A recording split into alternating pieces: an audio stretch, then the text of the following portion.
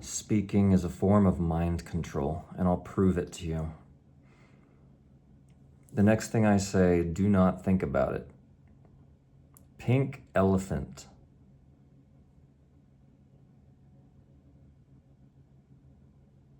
Did you think about a pink elephant?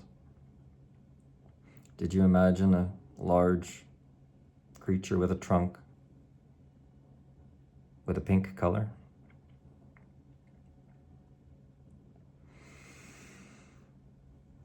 I think that concept, it wouldn't have crossed your mind at all, except I said it. And because I said it, you started thinking about it. So I controlled what was in your mind. Not exactly, not every last detail. It's not like I put a television picture into your mind, but just the suggestion creates images in your mind. And that gives me power, because I'm the one speaking and you're the one listening.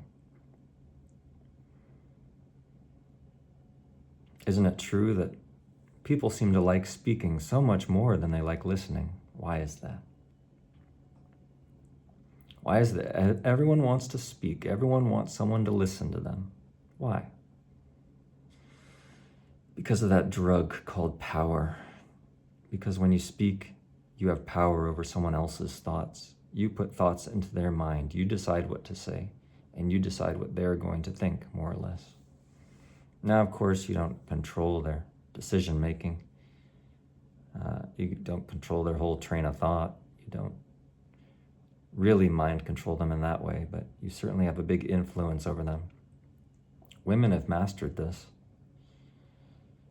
Talk to any old married man, and he'll tell you about how the woman wears him down with her nagging and constant manipulation. That's why they gain this defense where they just block it out. They don't even hear her anymore. Because the only defense to this brain control, this mind control of speech, is to not listen. If you listen, you give someone power. If you don't listen, then they don't have the power. They can't control your mind anymore. So these old men, these married men, they get this defense. Their mind starts to protect them from all the constant assault. And they just don't listen anymore. They don't even hear what she's saying. It just sounds like background noise. It's an effective defense. For a bit, I guess. It's not a great long-term defense, really, but it's a good short-term defense. Of course, it's not always bad to listen. It's not like listening to people is harmful to you. You get some advantage by listening. By listening, you gain information. Maybe they're sharing things with you that are important. Maybe you learn things, learn some information, learn some new ideas, something good, something useful. That can be good. So just because somebody has used power over you and mind controlled you for a while, doesn't mean they've harmed you. As I said before, the use of power doesn't have to be bad. If there's something good in your mind, then your power is creating good things in the world. But all speech is essentially a exerting of power over whoever's listening, and that can be used for good or for bad. We take this for granted. We speak to each other all the time, every day, and act like it's just neutral, like it's nothing, like it's just everyday. And it is an everyday thing, but we don't recognize that we're wielding power over each other. When we speak and somebody else listens, it soothes us from any feelings of powerlessness that we might have, because for a moment we get to mind control somebody else. And if they don't listen to us, we get upset, we get angry, because they're thwarting our attempts to claim their minds, to get our little fix, our power drug.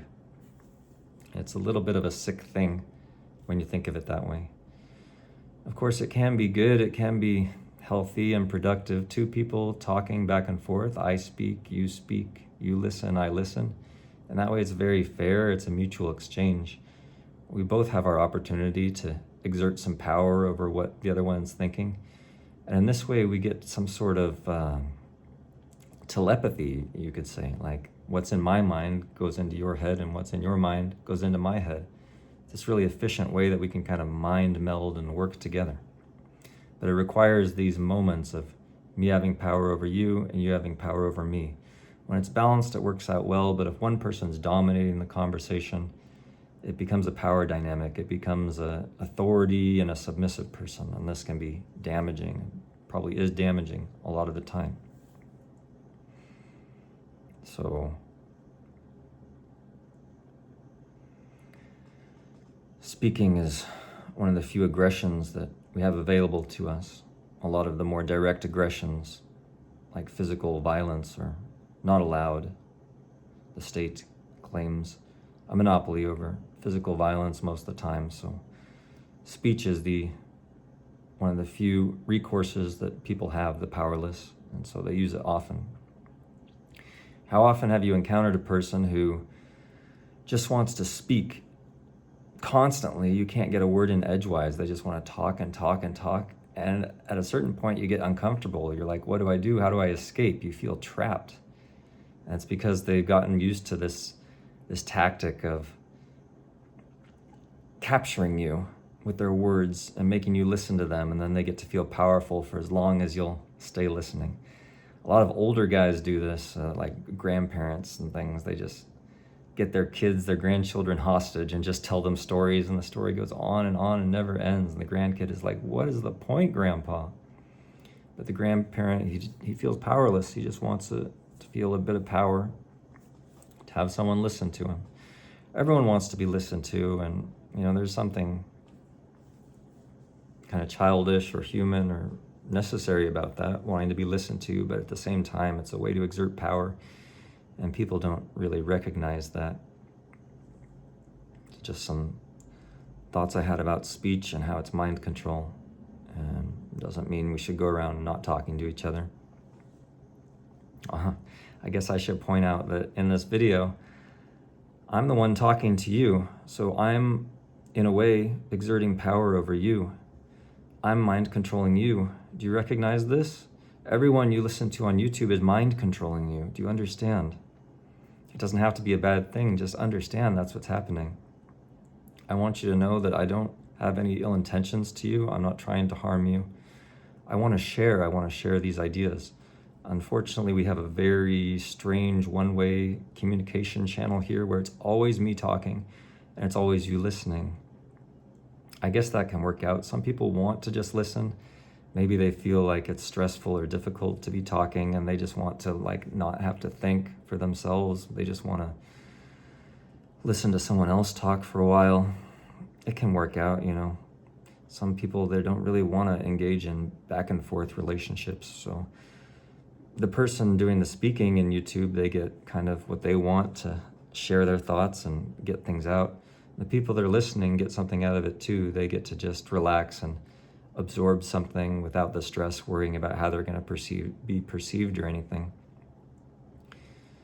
It feels a little bit not good in certain ways. Maybe the people engaging in this behavior aren't really healed from something, they're having to hide behind the screen in one direction or the other. So something about it feels a little bit not healthy, not full, not connected. But it's better than nothing. It's better than being completely isolated. So I don't think what we're doing here is necessarily totally destructive or anything, but it might be propping up some bad habits that we have, maybe. I mean, it's hard to judge things as bad, good or bad. It's never really that simple. Situations are complicated, but it's good to think about what's going on and try to understand. Maybe it can help us see the situation from a bird's eye view, see it a little more clearly when we pull back a bit. And maybe that helps us with some insight to grow in our lives. I'm not sure. Anyways, those are my thoughts about mind control.